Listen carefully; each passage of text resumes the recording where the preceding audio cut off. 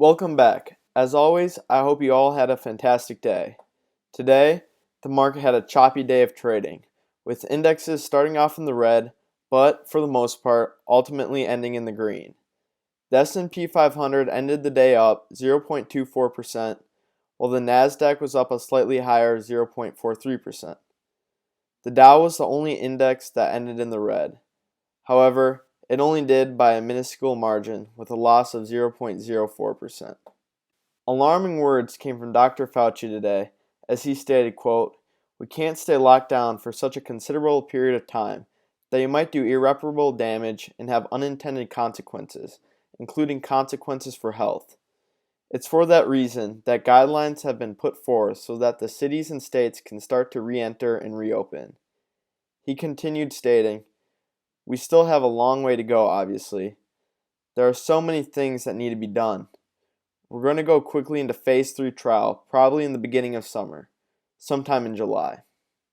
Chinese and United States relations further tightened overnight as China released draft legislation over new national security measures on Hong Kong after last year's burst of anti-government protests in the city. That law is expected to increase Beijing's hold over Hong Kong. This proposal was unveiled after the Senate passed a bill earlier in the week that would potentially delist Chinese stocks from U.S. exchanges. The sectors reflected the choppy day today, with oil and gas clearly leading the way downwards and utilities and tech posting strong days overall. Oil prices took a hit today on fears of the tension growing between Washington, D.C. and Beijing, and the questions surrounding the strength of China's economic recovery.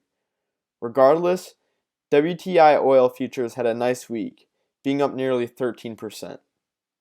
Value as a whole ended in the red, although every other basket of stocks ended in the green, with small and mid-cap growth leading the way up, being up about 1% each.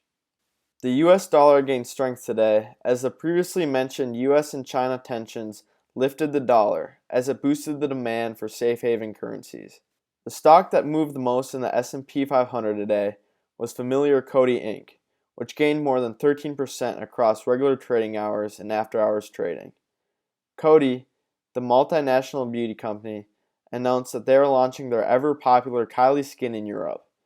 Kylie Skin launched in 2019 and quickly became one of the most recognizable and fast-growing beauty brands on social media, as Kylie Jenner commands serious attention. The second largest gainer today was American Tower Corp., which is a REIT that owns and operates wireless and broadcast communication infrastructure in several countries worldwide. Today, they were up more than 6% as Oppenheimer upgraded the stock to outperform from market perform. Tower activity should see a strong rebound, Oppenheimer says, with several catalysts including the new T-Mobile along with strong spending from Verizon, the build-out of a new wireless network from Dish Network, rural fixed wireless growth, and potential demand from spectrum auctions in the second half of the year. The biggest loser today was popular technology company Hewlett Packard Enterprise, more commonly known as HP. HP moved down nearly 11.5% today after reporting earnings, which missed on both expected EPS and revenue. The company reported adjusted earnings per share of 22 cents and $6.01 billion in revenue for its fiscal second quarter. Wall Street analysts were looking for 29 cents per share earnings and $6.3 billion of revenue.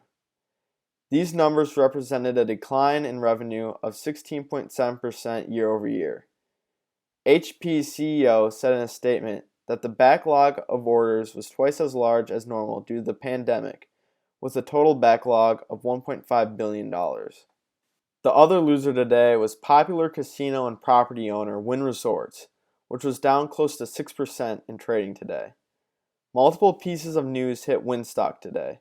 First off, turmoil in Hong Kong caused investors to get worried about popular Chinese tourist spot Macau, where Wynn Resorts owns a hotel.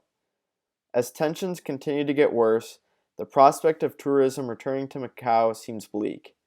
On top of this, Wynn's CFO unloaded $500,000 worth of stock, scaring investors as they believe he knows something that they do not. Getting into earnings, we start with Alibaba, ticker symbol BABA.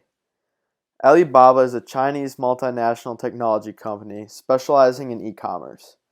Today's earnings from Baba beat on both revenue and EPS estimates, beating on GAAP EPS by 44 cents, with a total of $1.30. Revenue beat estimates by $860 million, coming in with $16.4 billion, which represents a growth in revenue of 22% year over year. Regardless of the strong earnings report, Baba was still down almost 6% due to Chinese and United States tension and the Senate passing a bill that could potentially delist Chinese stocks from the U.S. markets. Next up, we have Deere Company, ticker symbol DE, which manufactures agricultural, construction, and forestry machinery. They also create diesel engines, drivetrains used in heavy equipment, and lawn care equipment. Deere Company is known for their popular brand John Deere.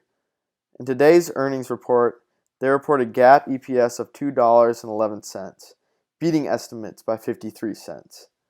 Net sales also beat expectations by $540 million, with a total of $8.22 billion. Note that this was a decrease in net sales of 20% year over year. Lastly, we have popular shoe retailer Foot Locker, ticker symbol FL, which had non-GAAP earnings loss of 67 cents, missing estimates by 44 cents. Foot Locker also missed on revenue, coming in with $1.18 billion and missing estimates by $130 million. This represented a decline in revenue of 43.3% year over year.